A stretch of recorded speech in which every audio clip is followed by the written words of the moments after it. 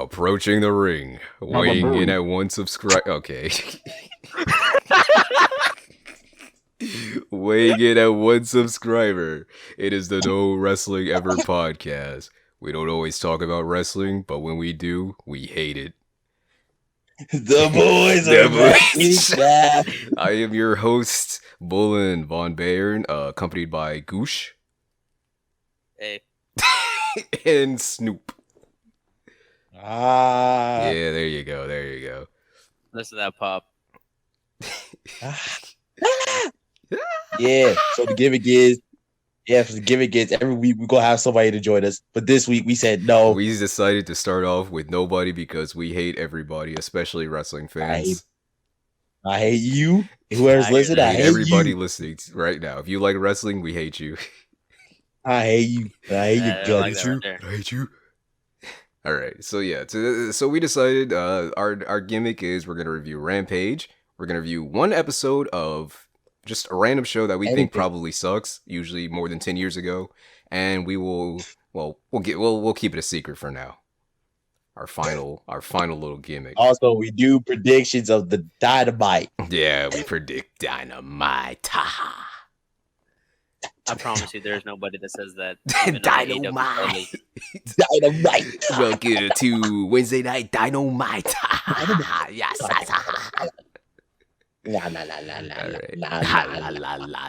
Look at the tongue. Look at the tongue. So first, we're going to read off today's Patreons. That's the $1. There are no Patreons right now. Oh, yeah, you right. I'm Yeah. checking our Patreon. We are sitting at $0 per month with 0 patrons. Yeah, give us your money. Please, we need money. Bro. Especially We Snoop. gotta get Snoop a better mic, please. Yeah, we need to get... Yes, please donate to give Snoop a better mic. As you can tell, it is not very good. All right, so do we want to get into Rampage now? Rampage. So yeah. After SmackDown? Yeah, right after SmackDown at 10 p.m., I believe, Eastern Central, they had the very first Rampage this week on Friday. And honestly, I was very entertained. I ain't gonna lie. God, I loved it. I think they should... Honestly, every wrestling show should be 1 hour or less. I enjoyed this thoroughly the entire time. It was very, very enjoyable. Yes, indubitably. I enjoyed it. I don't even lie. You weren't even there. You were fucking working a pizza job. What are you talking about? No, I was here the whole time. Yeah, okay. Yeah, you're right. Yeah, you're right. So to start off the show, it started with the Impact World Championship match between Christian Cage and Kenny Omega. Now, I was a little bit mad. I was a little bit mad when Christian came out because he did not have on the jacket and pants, but that's okay. True. Because we have a new Impact World Champion. Hey, which is hold Christian Cage. on. We gotta go through the match first. Jesus. Yeah, I know. All right, but all right. I'm just saying. I don't even hold you. I don't know much. I didn't have much about this match. Don't get me wrong. There was great spots. Honestly, it was a back and forth. Yeah, Back and forth. it was a good back and forth. Then the finish was cool. Young Bucks came out. Christian flipped him off at one point. I really like that part. Christian did flip him off, and then the ending spot was crazy.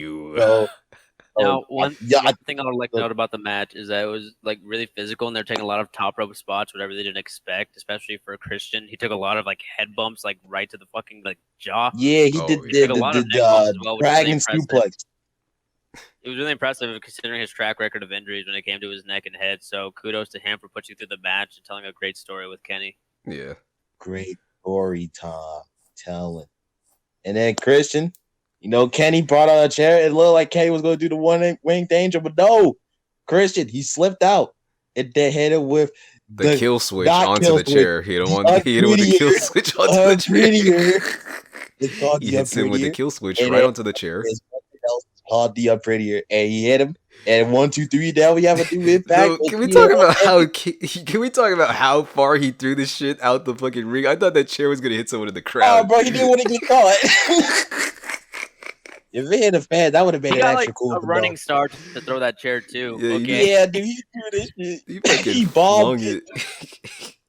Yeah. One thing I like to know is when like the chair was brought in, it wasn't even Kenny who got it. The freaking like Young Bucks out there were like cool and hip. Real Bucks came in. I thought they were like the match was galloping. over. They were doing like ace. I don't know what they're they were trying to do. I got scared. I was they stopped doing it halfway down the ramp because they knew how dumb they looked on TV. So the camera completely panned away from them and went straight to Omega. Then you see the chair pop out of nowhere.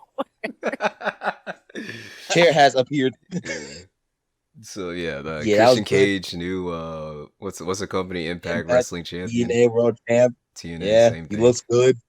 Oh yeah, he looks beautiful. He wear the jacket. Title. And now he must wear the jacket and pants and say, "That's how I roll." Yeah, and if he does not, I will be mad. One thing that a lot of people are talking about when it comes to that win is the fact that Christian is a TNA/Impact, NWA, ECW, and WWE World Champion. That is true. The only superstar to ever do it. That is absolutely true. If I'm be honest with you, that's really just any ROH guy, but fast track in the company right now. I promise you.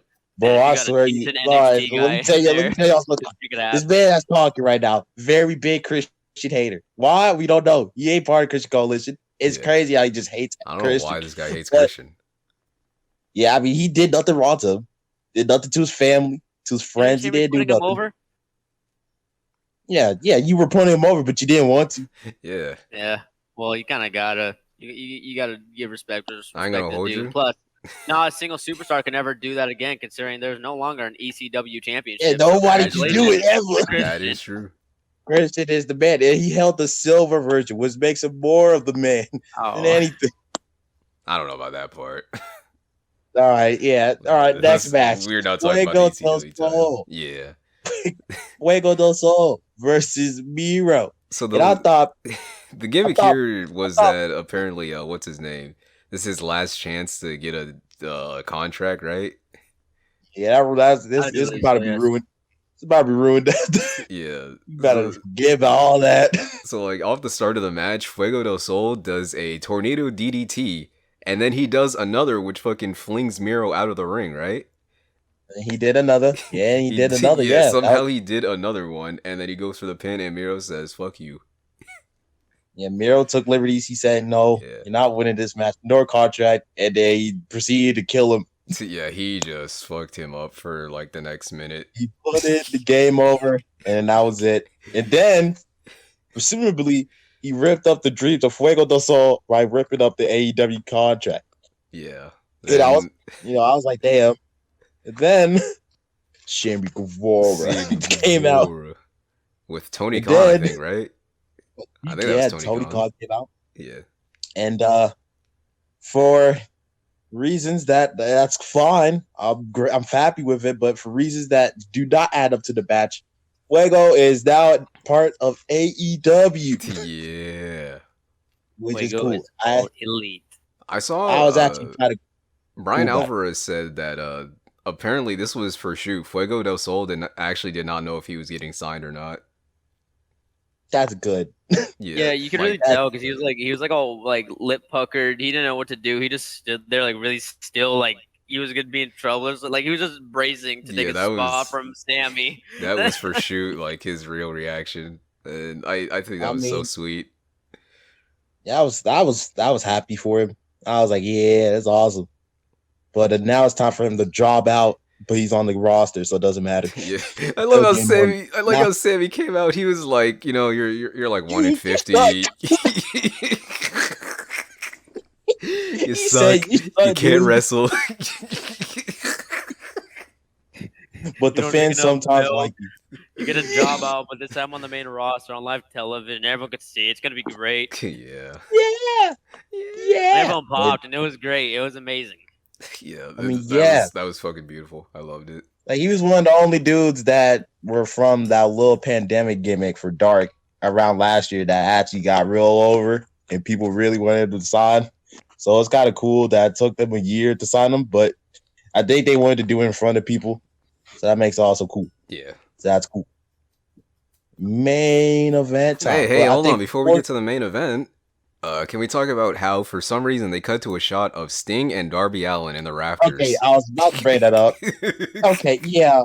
Dude. Why? Yeah, why?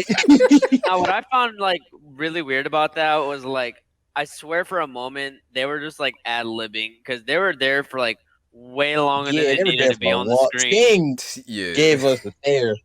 He stared at us long and hard. Yeah, Sting was fully committed. Darby was like looking around, like, okay, are the cameras still on us?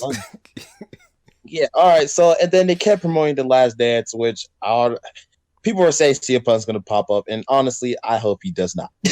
I hope he doesn't. I promise. Hope everybody just becomes sad that he does not pop up. I hope it's somebody else. I hope Darby Allin just doesn't face CM Punk. I'm telling you, like with that whole he's got to show up. He was playing the Chicago Bulls team. I'm telling you. Listen, I'm not going to say that he's not going to show up. I just think it would be funny if he didn't. That's fair. Yeah, I agree. I just want to see how everybody's going to boo and cry that he's not on Rampage at all. I hope he shows up sometime, maybe even All Out. But other than that, I hope he just doesn't show up. Is he going to show up? I don't know. I can't tell you that. But if I want him to, nah. Okay. Personal enjoyment, of course. Right. Straight up, no. No. In the main event time, Dr. Britt Baker, DMD versus Red Velvet. Hold on now. You just undersold it. It's Dr. Britt Baker. DMD. Yeah, that's my apologies. But we can work on that. Yeah, we're gonna work on that later on. It's like this is our only episode. One of our friends, Kimmy, pointed out that Red Velvet is in Confederate gear. Big red and blue gear. I thought she was going for like an Evel Knievel kind of thing, but someone had to bring it up. So you know what? We just rolled with the punches and we just said straight up. It was Confederate gear from there on out. I'm sure everyone in the front row was really confused. Yeah, I was confused. But yeah, this match was good. I wanted Britt Baker to destroy Red Velvet, but that didn't happen. No, Red Velvet actually got most of the offense, which I kind of offense in. Which was like but it's just like, dude, fuck off. I don't want to see you right now. I was fine with it. Like, I don't know what people have against her. Like, I don't know. That's like the second match I've ever seen her. She's right in the ring. He's fighting Britt Baker, DMD. I'm not gonna put her over. Okay. Yeah. So yeah, Britt Baker won by hitting the lockjaw after Red Velvet was destroying the wrist that was hurt. Then she flipped it, and then she did the lockjaw on the other hand, which was smart.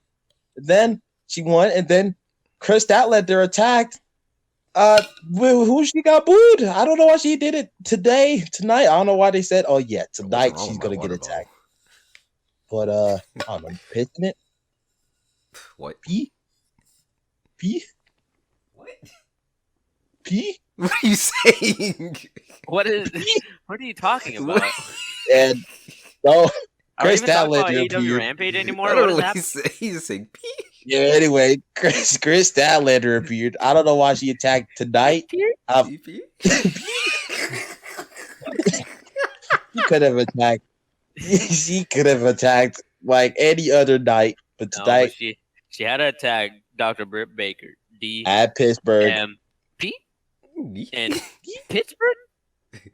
Chicago? And Illinois? And then a woman appeared. Yeah. A woman definitely appeared, yeah. Now I was on Twitter and people said they thought it was Becky Lynch. What? Like when she took Becky her helmet Lynch off. Is all elite. I think so. What? No. Becky what Lynch. was it?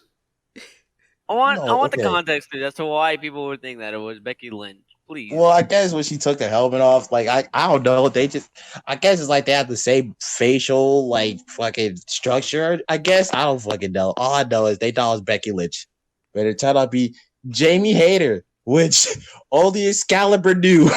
It was Jamie Hayter. I'm not even sure if there's an actual like pop. There's people popping because they thought it was Becky Lynch. Then there was immediate silence after that.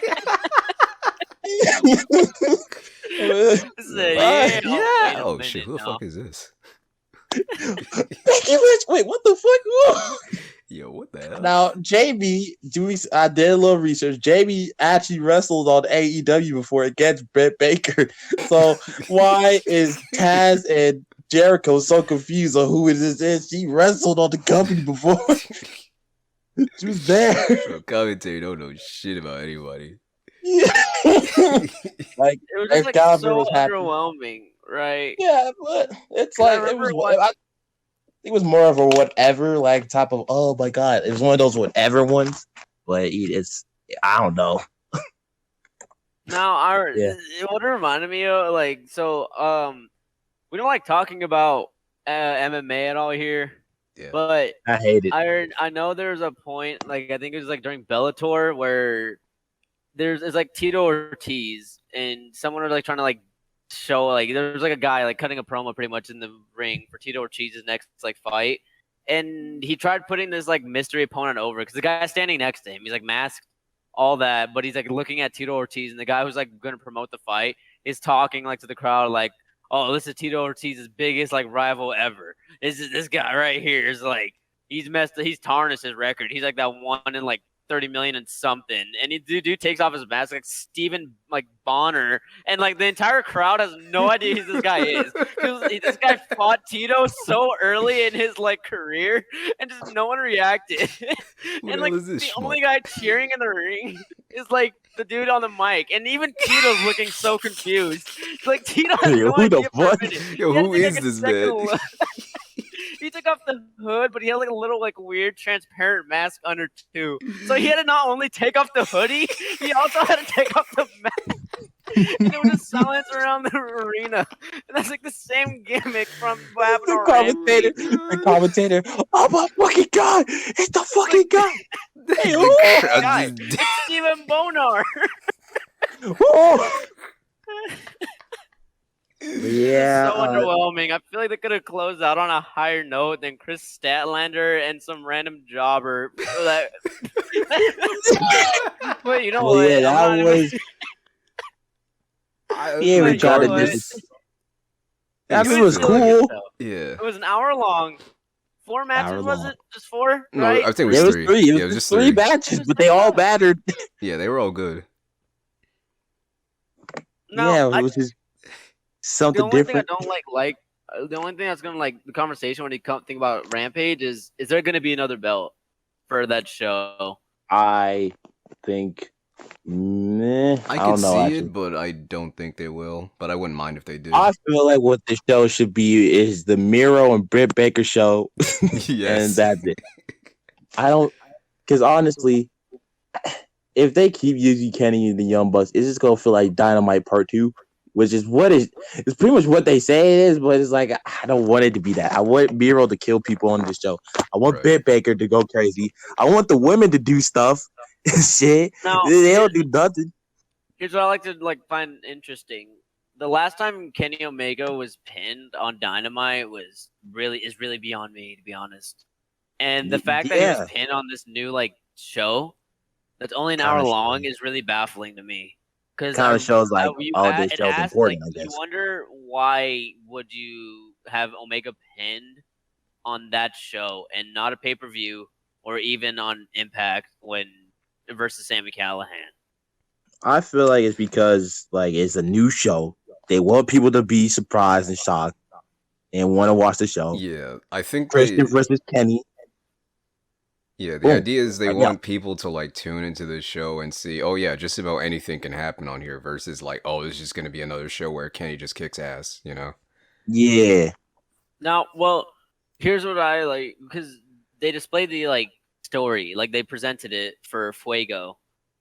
You have to watch the product pretty much to understand what the whole thing is behind Fuego. Right. Aside from the actual in-ring competition. So I think what they did was they had them open the show with the grueling match between the two, Christian Cage and Omega. But they really didn't tell the story about Omega running rampant and Christian Cage's past few weeks or so. Right. Which is a little bit which is weird considering booking wise. But I guess people watch Dynamite, so if you watch Rampage, you're gonna watch Dynamite. So yeah, and they gave off the impression that anything can happen. It's crazy, but yeah, I'm not really sure where they're gonna go from there. I really do believe that they might extend it from an hour to an hour and 30 minutes. To be honest with you, I think that was just a little mini It was just a small sample size of what's to come on Rampage, and if they do have another title, that could probably be a better reason to watch the product. How about they just keep it at an hour? How about that? Yeah, how about they make it like 30 minutes? I just want a match or two and that's it. I want like just 2 matches, maybe one like Iron Man match for a week. I want a Everyone 10-minute buys match. for 30 minutes. Everyone buys a ticket for 30 minutes, and that's it. We don't talk about the Fed here unless it's us reviewing the shit. But on the little SmackDown gimmick, John Cena said, "Fuck you, Roman Reigns," again. He said, "Fuck you, and fuck you, and fuck you." Cena, I'm not gonna run down the whole thing, but Cena pretty much said, "You ain't shit. You can literally," like he said, and I quote, pretty much, "You can kill me. You can commit war crimes. I'm still gonna beat you. I'm still gonna win." Word for word. You can kill me. You can take my family away. You can kill me. You gonna whip my. You say, "Yeah, bro. You gonna whip my ass." I ain't gonna lie. You gonna whip my ass. I'm still gonna win though. Now, what I find interesting about Cena and Roman, now I'm getting off topic, is Rock, Roman, and Cena are all in the Fast and Furious franchise, like canonically. Yeah. Hey man, they're trying to fight for who has the best character. Well, so far Cena is winning. Yes. Obviously. I don't know about that. Now, the way it was phrased, like it was just a quick like snippet of what happened in Fast 9 was John Cena is the bad guy, but then he's not the bad guy, and then he gets stole, and then family is everything, and then I guess Ludacris and Tyrese like drive a fucking car into like Tyrese. Oh my god, it's insane. I don't know what happened. It's insane. Yeah, all I know is the movie sucked, and also Cena was the Peacemaker, and that movie was actually good as fuck. I ain't gonna lie. We're not even talking about the same movie. So yeah, that was AEW Rampage. Anyway, we're talking about Fast 9. That was AEW Rampage. That was AEW Rampage. Also, Cena said, "I'm going to become CM Punk in 2011 and blow a kiss goodbye with the belt." Oh yeah, that was a little nice touch. So speaking of, and he also said, and I quote, "Hey, you ran off Jon Moxley, pussy." True. Speaking of wrestling from 10 years ago or plus, we have our next segment. Wait a minute, we did. What? Oh, hold on. Yeah. Oh, yeah. Never mind. You go. You go. Yeah, we have our next segment where we review a random episode of something that we think sucks. Which we were right about this one. We were very right about this. I swear we're not stealing from the other one. That's orange and white. I swear we're not.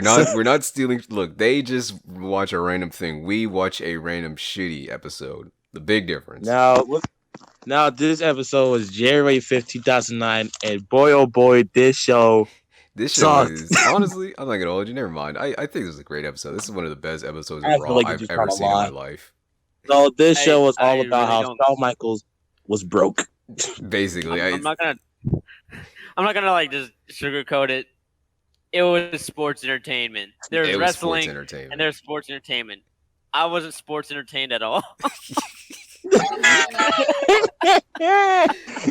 Okay, so we start off with like a promo, right? It's not like a now welcome to Monday Night Raw. No, we have like a video package, right? So it goes back to Armageddon. I don't know why I wrote this in my fucking thing, but I said Shawn Michaels says he's gonna die soon. I don't remember what that means. I think Shawn Michaels was in the ring being like, "Oh, I have no money" and shit like that. And then JBL comes out to the ring. They shake hands, and he's partnered with him, right? Because he's poor and he needs money, right? So now, what I wrote, the video package too. This is like during the video package. Yeah, this is a video package. So. What I wrote down for the video package, I put Shawn Michaels is broke as fuck. And then a few months removed from putting out probably one of the greatest WrestleMania matches. He's just in crippling debt. No money. Also, we're like a month or two after one of his best rivalries against Jericho. Now this motherfucker broke. Shawn Michaels is running the Baron Corbin gimmick like 12 years early. I fucking love it. And then I also put during the promo the background music. I put during promo. I saw Timberlake starts playing in the background. We'll get to that. Wait, hold on. We'll get to that. So they had like a thing where it's like the race to the Rumble, right? Yeah, I don't get it. There's a fatal 4-way match that has tags in it for some reason. Yes. He tagged, like, JBL gets tagged by Chris Jericho, I want to say. Or Shawn Michaels. So Shawn took out Jericho already. Did JBL comes in, and Shawn was about his sweet chin music, and then JBL said, "Nigga, you broke. You better not kick me." And then like some African baby starts singing like that's not Timberlake. And then, as you say, JBL says, "Slave, obey your master." And Shawn Michaels just like, "Fuck, Okay. I can't do it." No, he does not say okay. He's like, "Come on, man, I can't do this shit." So JBL hits him with a snug clothesline from hell. Well, what was great about it was like the music really threw off the vibe. Oh yeah, but they were showing flashbacks of Michael's career and what he's accomplished, and I guess that was supposed to be a run through of what was going on through Michael's head. I promise you that was a poor representation of what his head, because he like is about to cry, just sweaty and all. And I just know that his back hurt. It wasn't just the fact that he was sad this was gonna happen. It was an African baby singing. Sweaty Michael's about to cry. And then a flashback to the Heartbreak Kid with fucking. And then the next thing you know, clothesline from hell. He's out for the count. All right, so the show started off with Randy in bootcut jeans and Jericho in the suit. Yes, Jericho in the suit that is too big for him, and Randy in the SVR 10 street attire. Now this look from Randy, very weird look. He has hair but no beard. Yeah. He's about to win the Rumble. He looks fucking weird. Now this really showed a sign of a times when Randy Orton came out and like what looked to be Usher merchandise, but it was really just his own because of how terrible the designs are in like early 2000, like not even 2010, just late like 2000. It was terrible. Jericho started using big words. Yes. It did the crowd for some reason. There was Kane. Paper McCain. Hey, was in the crowd. There's a fan that was dressed as Kane, and there was a big sign, thick ass Sharpie that says Kane with a lowercase a, all other caps, and an exclamation point at the end. This is Kane, and you look down and you see who's holding it. Great Kane suit till you get to the mask.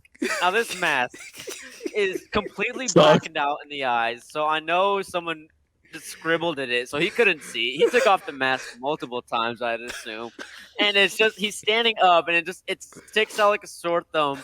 Paper mache Kane just holding up the word Kane, all caps, with the A's lowercase, and he just sits back down. And look at those paper mache. So he is now Paper McCain. Okay. Yeah. So Jericho, he was talking about the match should never happen. They were double teaming, and then all you hear is ding ding ding ding, which had no pop. JBL's team is based, and then the driver, he's about to open the door, and then Shawn Michaels is now JBL. Yeah, he opens the door. All these like 5-year-old kids next to the limousine are like, ah, come on, JBL. And then Shawn Michaels, looking sad as hell, just steps out. Like he looked like he was crying on the way to the arena, head down. And the best part about it was the only actual pop was Jerry Lawler in all lowercase saying, "Oh my, oh my."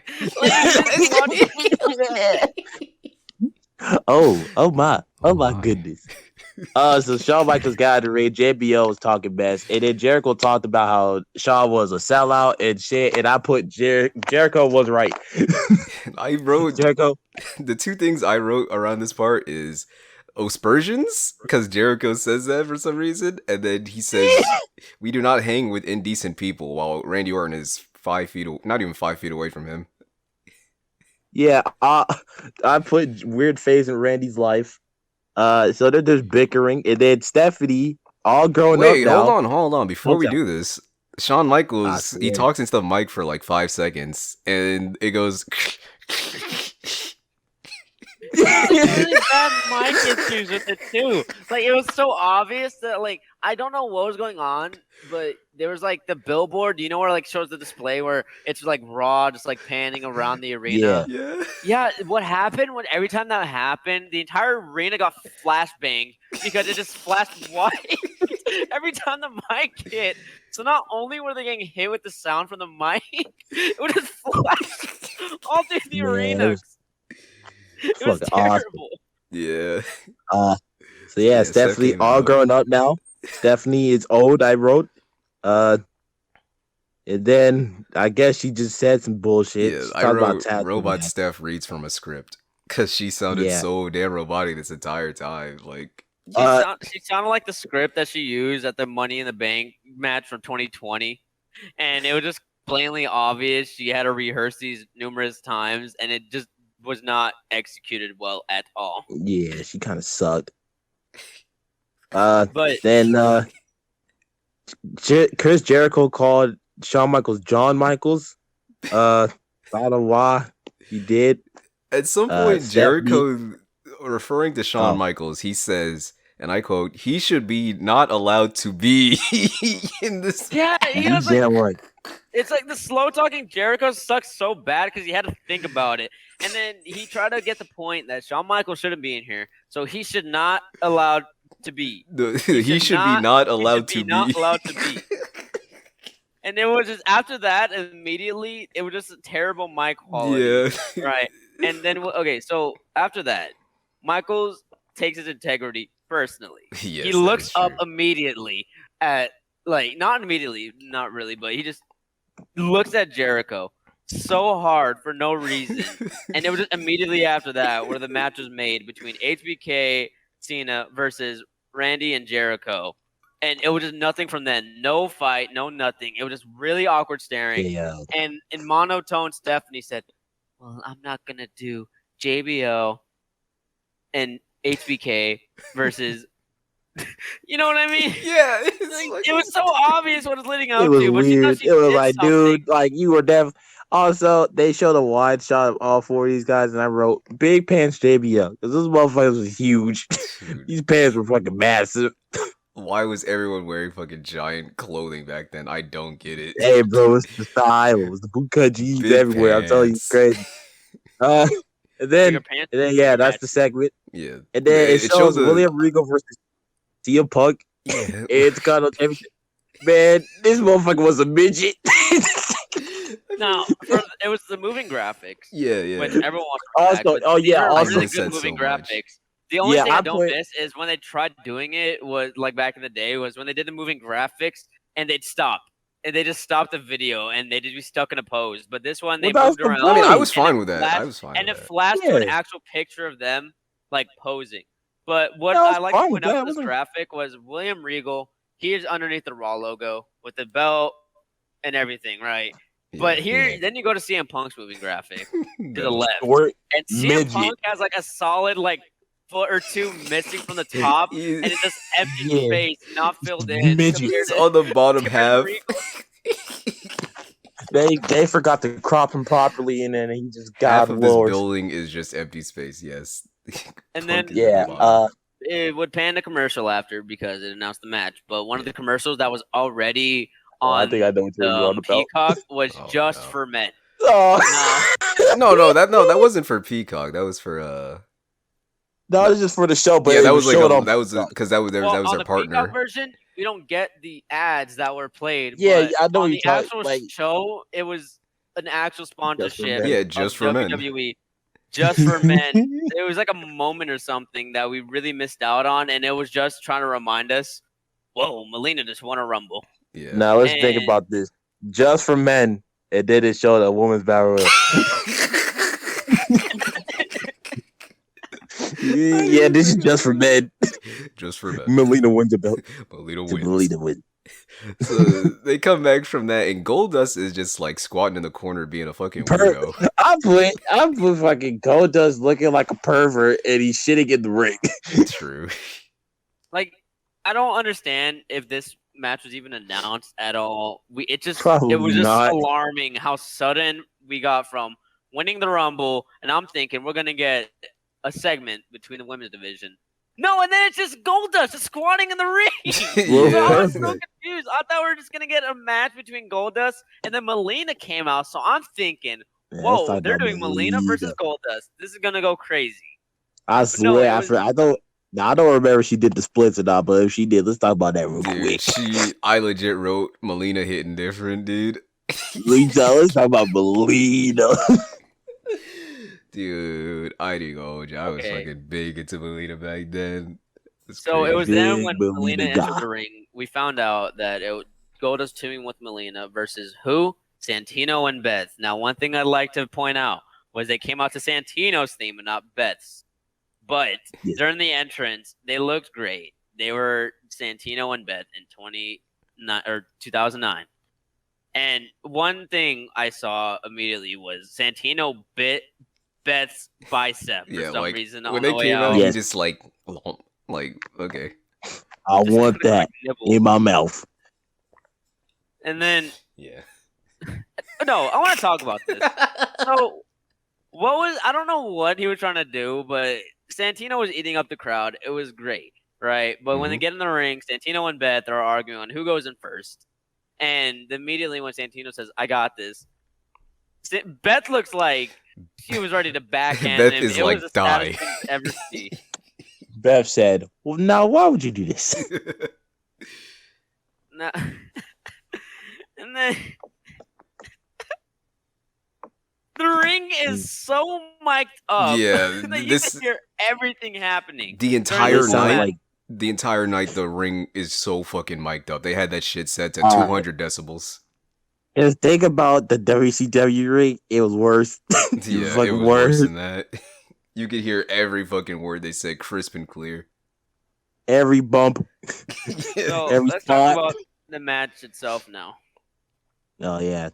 It was a match.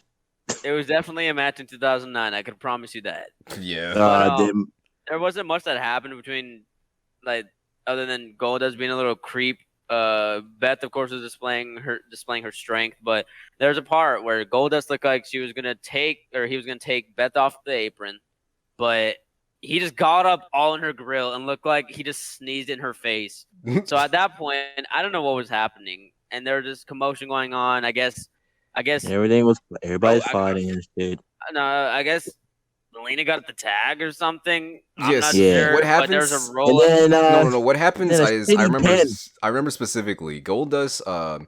He does the clothesline to Santino, knocks him out the ring, right? And then Melina just tags Goldust somehow. You barely see it on camera, and then she just runs over to Beth, who gets in the ring, I guess, and then she rolls her up for the win. It was a shitty pin. Like, it wasn't even like a good roll up. It was a shitty roll up. Yeah, sick. It was sucked. And immediately after, Rosa Mendez hops the barricade right next to someone holding up a Rosa Mendez fan sign. It says, and I quote, Rosa Mendez fan. And I'm thinking, wow, this guy's going to go in. It's going to be a triple threat. And no, she just hops in the ring. And Melina starts chasing her. Yeah. I don't know. And then Goldust is gone. During this whole time, Goldust is just out of there. So the gimmick was that Rosa Mendez, big time Beth Phoenix fan. But here's what pisses me off more, because when they're going back, Goldust was there going back to the backstage. You saw him at the ramp when they were chasing. So where was Goldust the whole time? I wanted to leave. Anyway. And then backstage, CM Punk cuts the pipe bomb. While you sit there, Rosa Mendez as uncomfortable. Yeah, 11:59. I'm taking this Intercontinental Championship and I'm leaving. Yeah. So basically, he's just talking about I'm feeling stoked, man. I'm ready to take this title off of fucking Regal. You know, this is young Punk. Number 5. Yeah. He was still good at this time. He was good throughout his entire career, but he hadn't gotten to where he would be in a few years. It was close by it, but it wasn't Jeff Hardy, CM Punk yet. So he was still right. So he was good on the mic. He was good on the mic. He talked about getting kneed, and he got a couple molars, moving around. And then we cut to a commercial after that, because we did have a match, and then just backstage promo. And then we got to the New Orleans. They're showing Bourbon Street, and then Jerry is like trying to hype up Bourbon Street. Jerry Lawler the favorite drink of Michael Cole. He said, "Wow, Cole, I can't believe that they have a street named after your favorite drink." And then Michael Cole awkwardly laughs, and then it's a moment of 2 minutes of silence. No, because like right after that, he says something else. Like I'm trying to remember what it was, but he was like, "Oh, you're gonna get yourself something like that," and then just cuts the silence after that. So I wrote Jerry Lawler sucks. I wrote Jerry Lawler sucks. There's no beverage after a street. Bourbon does not count. Of course. And then it's just like he said, "Are you gonna get some after Michael?" And then it's 2 minutes of silence, panning to the crowd.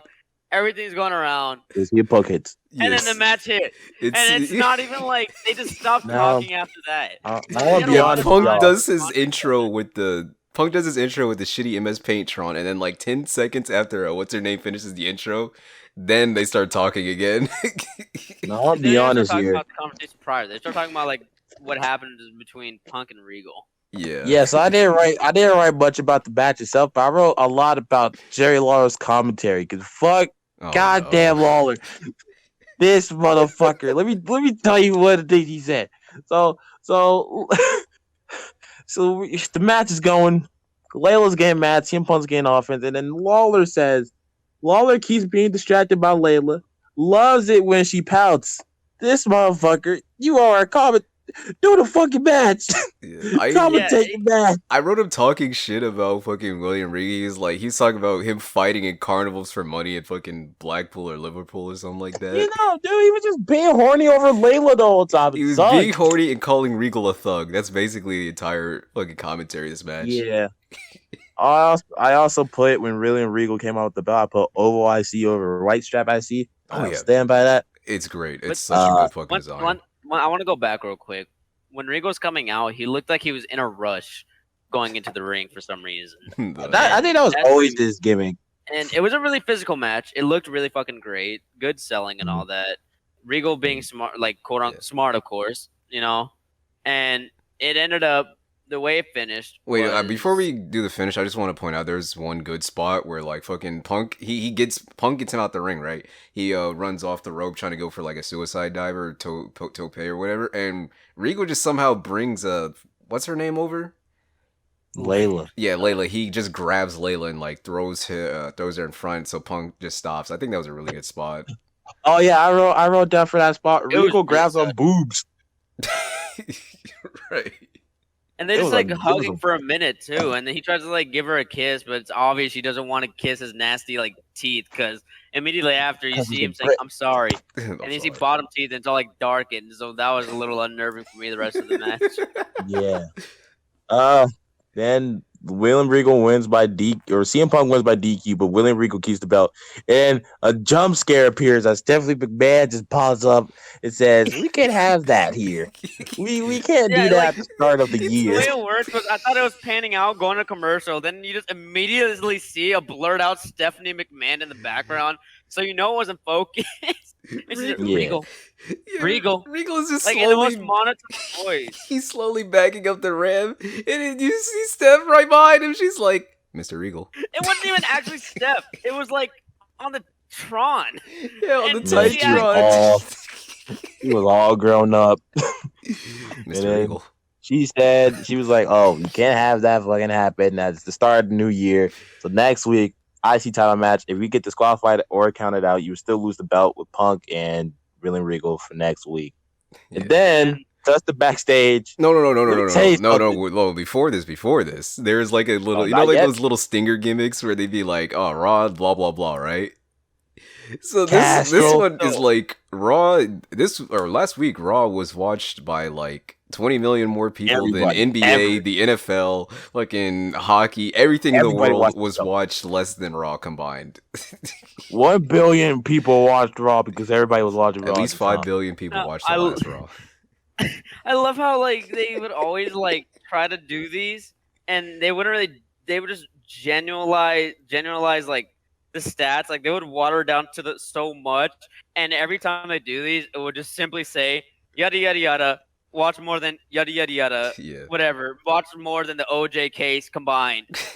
And the one I love most is they add combined period at the end of all of damn right. Everybody was watching us before the Olympics. We were bigger than the Olympics. More people in combined. The 18 to 49 demographic watched us last week than on the NBC network and ABC combined. Damn right. Yeah, you damn right. Everybody was watching us. They were grasping so many straws. So this segment right here, this segment is probably one of the greatest segments I've ever watched in my entire life. Legacy, backstage. Everybody is fitted the fuck out. Everybody look crazy. Even Cody, big Cody hater over here. He was a little bit fitted the fuck out too. He had a little watch and shit. He had a motherfucking the little tracksuit jacket. Fucking Sims. First of all, Deuce, by the way, he's just wearing a little shitty body. And fucking this one fucking dude comes out looking like a dude from Elephant fucking guy. Laugh my ass off. You already fucking know. For my notes, I have fucking Randy is talking to Cody Rhodes and a random balding guy. And then I wrote, and then the chop suey guy comes. Yeah, so this dude from history. Like, this is the formation of, like, Legacy. They're over here talking about, like, he just insulting him right to his face. Like, it's nobody's business. But I think before that, there was a whole thing between JBL and HBK backstage. Yeah. And JBL was talking about, like, think about it. If you could take the champion and these two jabronis out, you'll get paid big money. Money. Wallet for you. He's over here talking about you get a retirement fund, you can feed the kids, like, and everything, baby. Paid good by the Fed, and he's over here like just slaps him on the ass. Like, it was such a weird angle where he slapped him. I'm sure he slapped him on the back, but it definitely seemed like his ass. Yeah. So yeah, that's when it cut to the thing. So so the guy. And it cuts to Dolph backstage. This is all backstage. So the guy who sings "Party Rockin'" popped up, big ass shirt tucked in his jeans and a fucking chain. He's talking about, oh, dude, I lost last week, and Randy, that guy, yeah, I know you fucking suck. You're gone. You're done. And yeah, that was the gimmick. Yeah, Randy was like, my dad better than you. I'm better than you. Everybody I know better than you. Yeah. So this Raw was sponsored by Castro GTX. Dude, can we talk about that? Brought to you by Just for Men and Castrol GTX. Castrol GTX. So the next match randomly was fucking goddamn Miz and Morrison versus Kofi and Ray. Ray looking like a creamsicle. What? Popping out here. And orange creamsicle. Before this match, I want to get to the promo that they cut. They're Slammy Award winners. They're the tag belts. They're looking great. They're looking phenomenal. They're a team. They got all the gold and the Slammy gold. And these are really good titles, by the way. Yeah. And they come out to Morrison's theme, but that's aside from the point. Miz gets mad that they're getting booed. And then Miz is roaring, boo you, to kick it all off. Yeah, and then they just start talking about you. No, like the way he introduced it, like he's like, oh, you're saying boo me, boo you. And with a boo, and then they start talking about how shitty New Orleans is. I agree. Now let's talk about this shirt the Miz got on. Oh yeah, you can talk about that. Let's talk about what the Miz got on real quick. Oh no, fedora. Shorts, gloves, and a shirt that I want. The chick magnet shirt. Gooch was saying he should come back with this. I'm telling you. I know. His gloves, they look like signed Adrian Peterson gloves. And they're so big on him that he's fiddling with it when it pans out to him. Man, this was 2009, baby. It was different. It was different back then. What ended up happening was Morrison was talking about how shitty the city is. And then he just brings up the most random ass stat. And he said, I should respect the city, who was the worst murder capital in the whole West. And it's like a minute later, they just pan up. They just say their name. They even immediately after they say murder capital of the U.S. Say their names and then look up. Look up to the right. And that was it. They look up to Like, the WrestleMania sign. There wasn't even a WrestleMania sign either because it was before the Rumble. So they looked up immediately and said, "Oh my God, it's not there." It was so awkward. So this is the worst city in the world. Look to the left. We're Mr. Morrison. Look. 5-second post. Y'all motherfuckers be murdering over here. 5-second post. Stop. Boom. And then Kofi in the tracksuit comes out. Let me tell you about Kofi in the tracksuit. Not only is he in the tracksuit, but he is not just Kofi Kingston. He is Royal Rumble participant. Kofi Kingston. along his partner is Royal Rumble 2009 participant Rey Mysterio. Why did they do this? What was the point of the Royal Rumble? Bro, they were trying to promote the show. Come on, dude, you should have known this. I've never seen this before. They need to go back. I think that's a you problem. They need to start doing this again. I need to know who's in the Rumble. I need to know every 30 participants, even the surprise ones. I need to know. Yeah. Imagine they just had a gimmick where like fucking Boogeyman shows up backstage and then they show the nameplate Royal Rumble participant. He's just a surprise. You just eat the worms. Like an old like WWE game like render of him. It's not even like his actual like headshot. It's a fucking render from SPR 06. 2007 or some shit. That good match. Kofi's doing crazy shit, and Kofi ends up fake diving. He does the thing where he like looks like he's diving, but he catches himself with the shoulders, jumps back, and he's dancing around because he just trolled the shit out of Morrison. Yeah, gets back in the ring, and Morrison slows it down. No, they cut to commercial, and then they cut to commercial. They come back. Rey Mysterio is in a headlock. There is 2 calls from Jerry Lawler that I wrote down. Jerry Lawler says Kelly was the best announcement they had on the show. And Jerry Lawler called Ray short as fuck. That is true. He did say that. And then they're having the match, and then the finish. I hated it. I fucking hated it. Wait, no. I still want to talk a bit more about this match. Yeah, I think me and what's his name pay more attention to this because like there's so much fucking. Okay, so like I'm not gonna. Kofi did a cool thing where like he slides between like the legs and he pulled him out on the apron. But I want to talk about how Morrison was sitting on the apron just with his ass sticking out, going for the hot tag. He's bent over. It was after the point where he knew he wasn't gonna get the hot tag, but he just stood there, ass out, legs stretched out, about like 3 feet out. And he's just standing there for the hot tag. Doesn't get it. He's just standing there watching. Yeah. And he starts like shaking his ass to reposition that ass. He could have easily stood up, but he shook his ass and scooted back up. And they panned to it so much, it was just uncomfortable because you really couldn't see Miz slowing it down at all because they were really just working at that point. But you just see John Morrison 3 feet extended and just scooting his little ass back into the corner. Hard cam, this dude with his butt cheeks sticking out. And it was an overall good match, but it was good ring winners by Ray. Yeah. But the finish was a little underwhelming because Ray hits a 619 booyaka, and then it ends up with Morrison saying, "I'm gonna intercept it." Kicks him in the stomach. He does no. So what happened was he goes for a Springboard crossbody or some shit, or the West Coast pop, I think. No, I don't think he was going. Morrison just.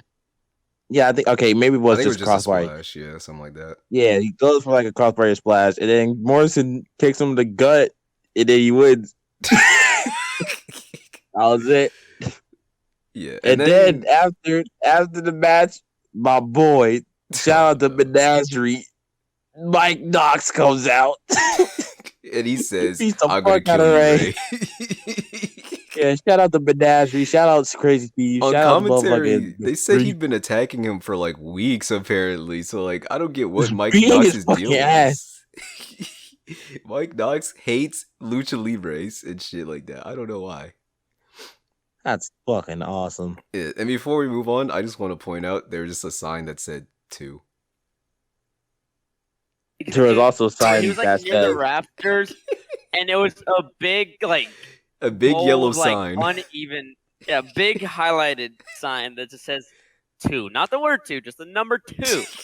That's it. Yeah, I think you guys are also missing a sign that just said 69 instead of 619. For shoot? What? No way. Yeah, so I guess it was trying to say 619, but it said 69. That's awesome. It was like it's like they tried to do like 619 and like make the one gold, but it was on a neon yellow sign, so you just didn't see the one. So it's just a really spaced out 6 and 9. That's awesome. What's after this fucking match? Oh, okay. Shawn Michaels is backstage sitting in a chair, and then John Cena's dick and balls show up on the camera, and the crowd goes nuts. This is a very cursed picture. I said. Shawn Michaels and Shitty Pants with Cena with the world title is the most cursed thing I've ever seen in my entire life. I hated it. He has dick and balls out. He fucking like Shawn Michaels is sitting there just, and then all of a sudden he's contemplating how broke he was, and then all you see, you see John Cena's fucking balls show up, and the crowd is like, yeah, fucking dick. It's my fucking dick. It was good. It was good promo between Cena and Michaels because Cena looked really pissed. He's like, what am I doing here tonight? Like, am I going against you guys? And I thought that was a little good touch. Yeah. Michaels starts latching out of Cena because JBL's not around to see him in a bad attitude. He's like, I'm no puppet. Yeah, I never said you were a puppet, dumbass. I just said you're gonna be fucking. No. Cena says like, "Oh, am I gonna be? Am I gonna be with Shawn Michaels or am I gonna be with JBL's puppet?" And Michael's like, "I am no puppet, Cena." Oh shit! I hit my mic. Sorry. What the fuck? What the fuck? I put my hand up at the mic. I'm sorry. Man, I fucking hate it. Yeah, unprotected chair shot. Anyway, Just for Men is now playing before the match. Just for Men. Kelly, good. They never twice, and Jillian. Now, I feel like there's a trend here. I wrote, this bitch cannot sing. Just plain and simple. So yeah, I wrote down holla holla. Jillian sings beautifully. Oh, no. And then the match happened. Yeah, don't worry about me. No, tell me you did not just write this shit down on paper. Hey, bro, listen. I had to do this, man. Don't worry about me. I wrote down notes. That's rough. Oh, wait a minute. Let me go through.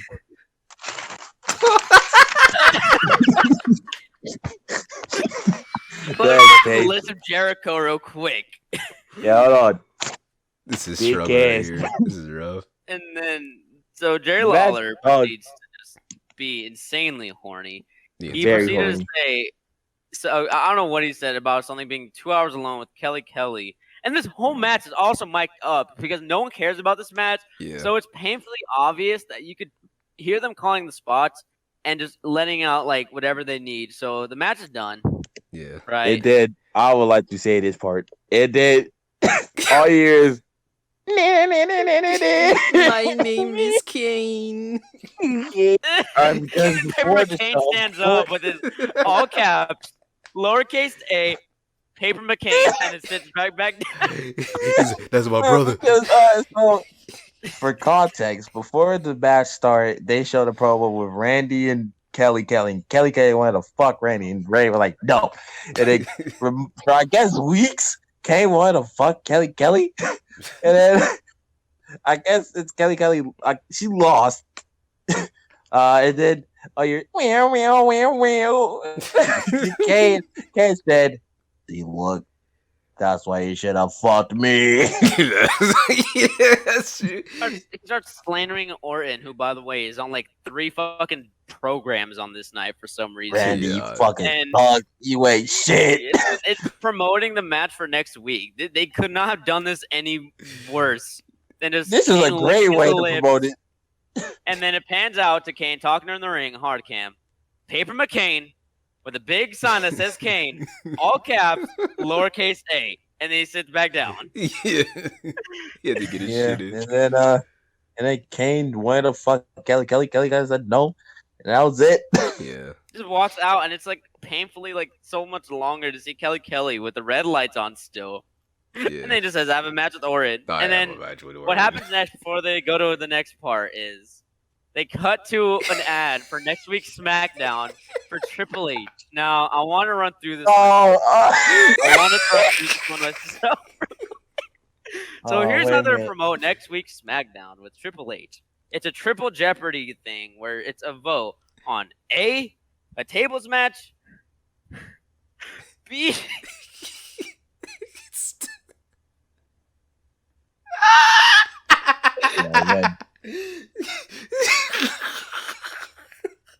All right, I have the wait, hold on. I have the I have the results for the show. Yeah, go ahead before we explain it. Yeah. So it was the January 9th episode of SmackDown on 2009 episode of SmackDown in East Worthworth, wherever it is, New Jersey. Right. So what it was, Triple H defeated John Morrison in 1/3 of the Triple Jeopardy match in a tables match. Yeah. Undertaker beat Shelton Benjamin in 12 minutes and 35 seconds. The Bella Twins beat Michelle McCool and Victoria, and of course a match that lasted 3 minutes and 24 seconds. Right. 24 seconds. Triple H defeats Chavo Guerrero and The Miz, and of course a Triple Jeopardy match, 1-on-2 handicap match. So basically, I want to get this out the way. The way they advertised it on Raw was a tables match with a picture of a PNG table that is obviously a PNG image from an SVR game. Yes. Then they have a handicap match where it's just a handicap sign and then a last man standing match. Now, this logo for the last man standing match was simply just a silhouette painted purple with a dude in t-shirt and cargo shorts, and it was so bad. It looks like a mocap guy just standing still in cargo shorts and a t-shirt, and it just sucked.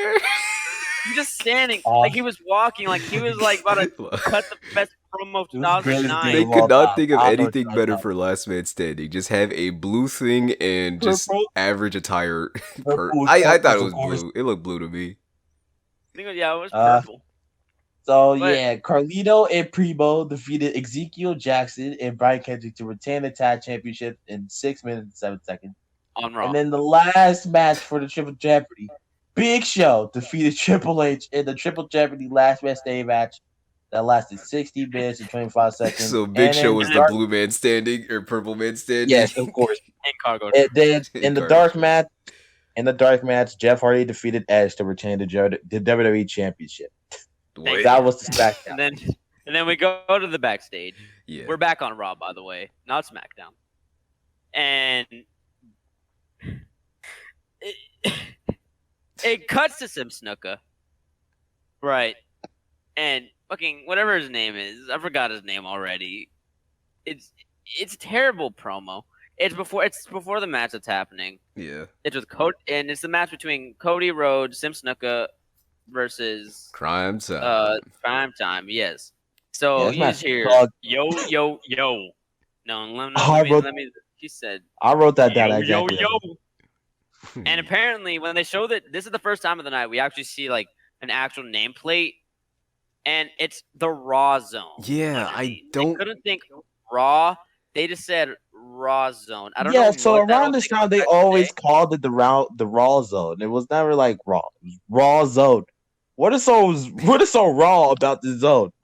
That sounds a little bit perverted, WWE. To be honest, it sounds terrible. I think they were trying to go. They were trying to maybe throw back to the gimmick they had like in the 90s, where it was like. No, they were not, dude. They were just trying to put the Raw Zone, and that was it.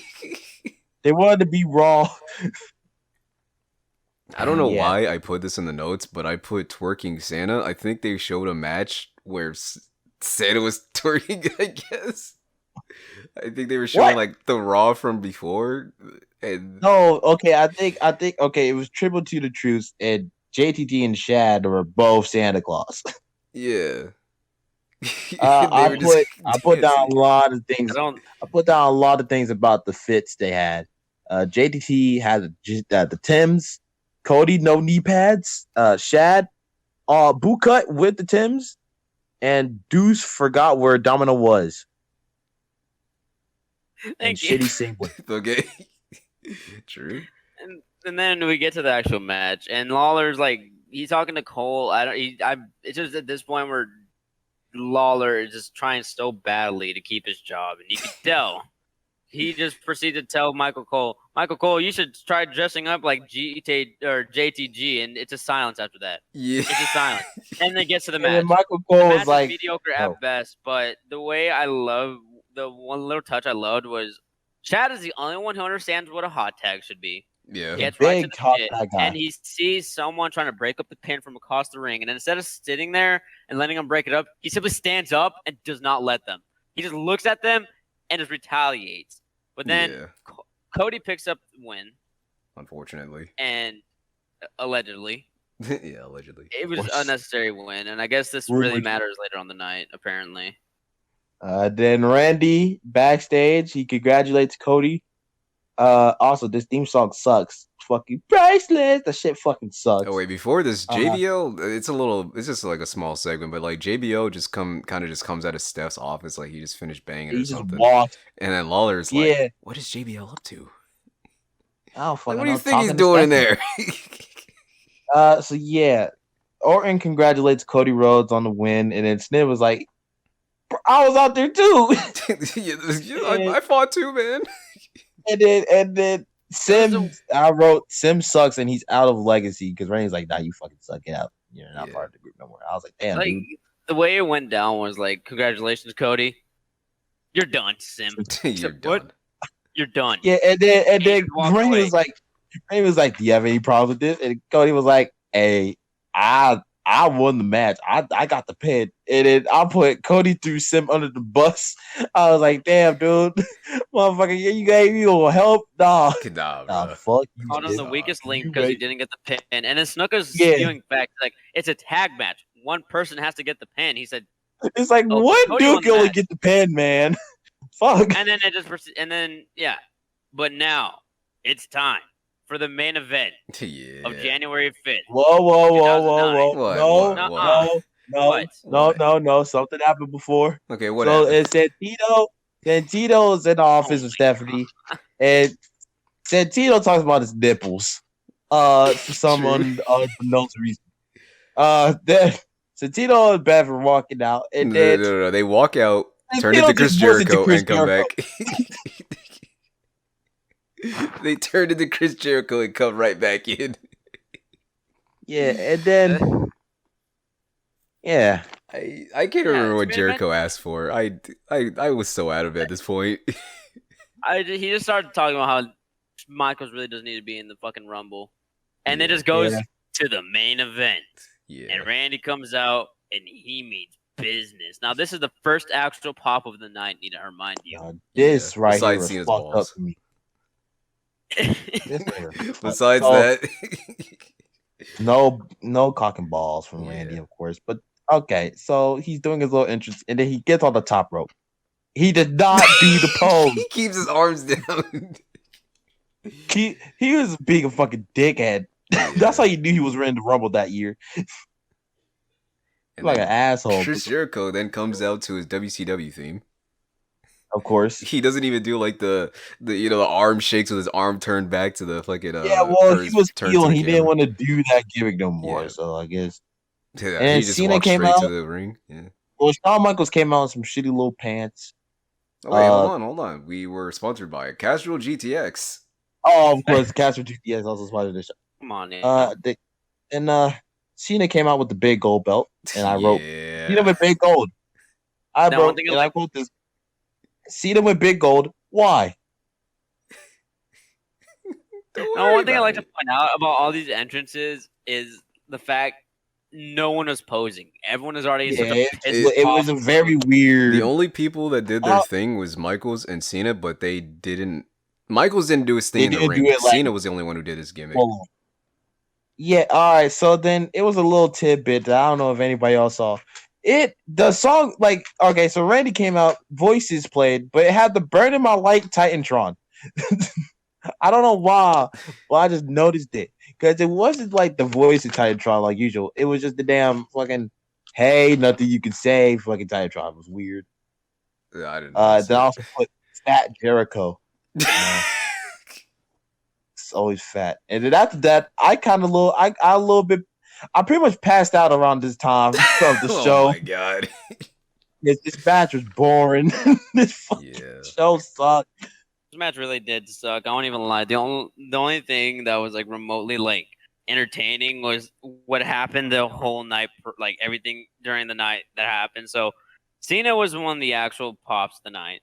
Yeah. But the mini Tron for Cena was just Chris Jericho's Tron, but John Cena all bedazzled out. Yeah. And it sucked so bad. Cena raises the belt, does the thing, and apparently he's the only one happy in the whole arena, obviously. Yeah, like Michaels is sad, Jericho's pissed, Randy's pissed, no one wants to be there.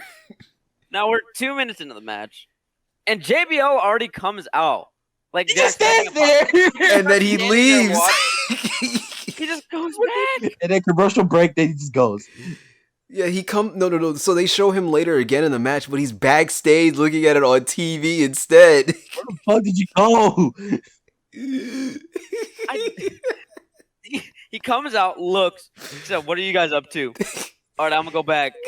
And then it comes back, and he's just standing there watching it. He's the only one watching it normally. Like how, like, not that shitty ass, like 170-degree angle people watch it from. Oh, not the side view? No. JBL is smart somehow. What? He's watching it straight forward. Yeah, this was very cursed. Like, he hit X to interfere in the match, and then just simply went back. He did the breakout and then just went away. He got the manager ejected, of course. So now we just have a bunch of little kids waving at the hard cam because they're killing the business, and immediately after, they go to the actual match. And I guess Cena almost hits the AA on Michael somehow. I don't know what logic. Something happened. I think he got slapped in the eyes or something, so he couldn't see shit. And then he gets Michaels up on his shoulders, and he's like, "Hey, get the fuck off me, bro." Yeah. Yeah, they did like that whole little gimmick where like they almost hit each other with moves a few times in the match. It was just terrible. It was a terrible match. Yeah, it wasn't. It was like the second worst of the show, but I wouldn't say it was like bad. It was just kind of could have gone without it. And then we get to the finish. Michael kicks everyone, but John Cena.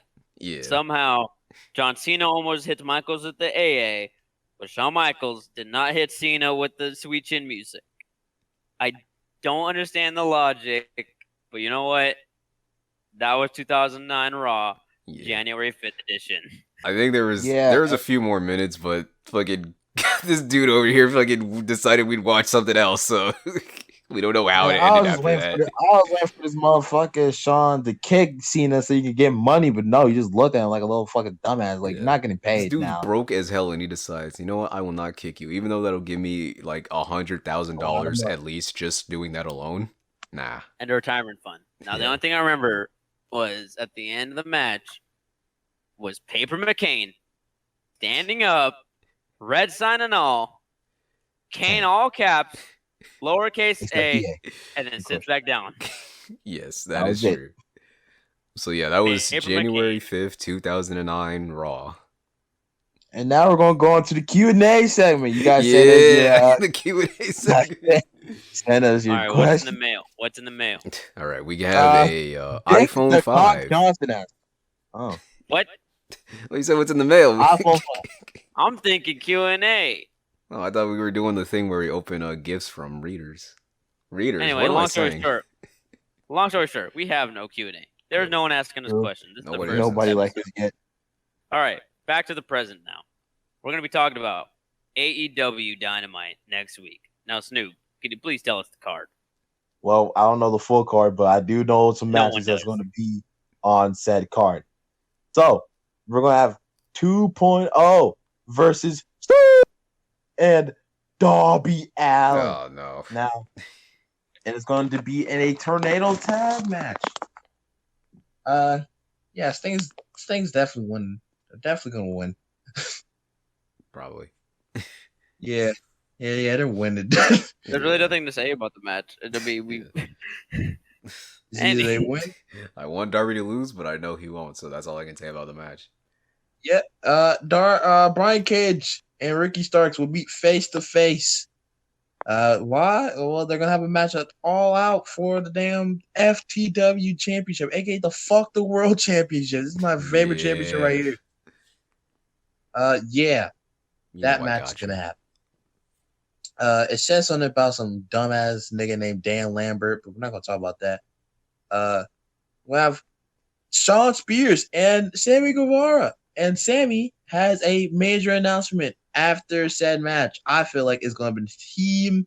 It's gonna be team challenging for the TNT title for All Out. I don't know though. I don't fucking know. I got nothing actually.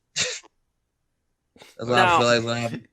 I'm not really gonna try to predict how this Dynamite's gonna be because, like we said earlier, Dynamite is more the more predictable not brand, but like part of AEW now, and it could be a blessing and a curse sometimes because when you expect something and it doesn't happen, it could be well received or just terribly received. It's like, you know what I mean?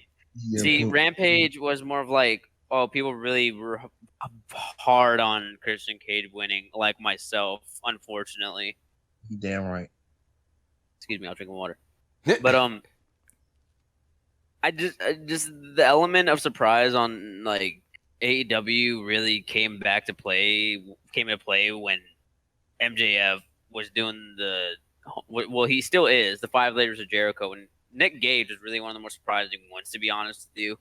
Like, it's insane how you could bring this guy who is not locally televised at all, right? Nope. And could just put him on like one of the biggest platforms when it comes to wrestling. Main event, and I know too. That's not gonna. It just shocked the fucking world of like deathmatch fans all around. And he made a fan of the show. Did a death match, like a fucking absolute death match. Like, it wasn't like a fucking little pussy. Oh, steel shit. No, they had light tubes and glass and shit. It was crazy.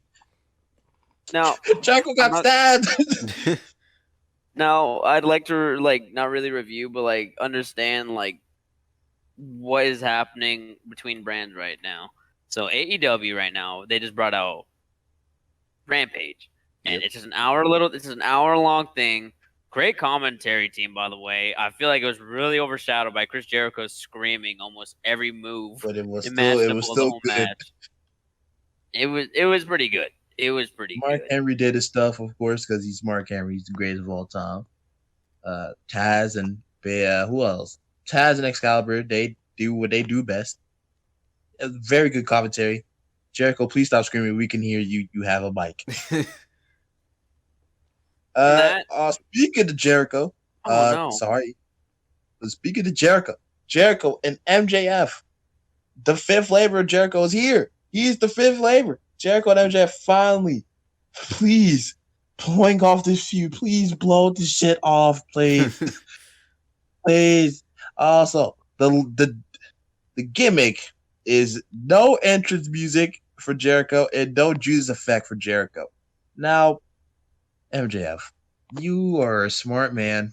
You know what to do. No, you fucking did this against Moxley, and you fucking lost, you dumbass. So why would you try to do it now? Because the crowd's gonna sing Judas. Yeah. The crowd is definitely a crowd singing Judas. Yeah, we also have a friend that lives around our region, and we told them they better sing it or they die. No, they better not sing it. I promise you. Oh, I better see some damn singing no damn Judas. I better see that, or it's over, bro. Everybody die. If they sing Judas straight up, no wrestling ever is over. I'm telling you. If she sings it, I'm telling you.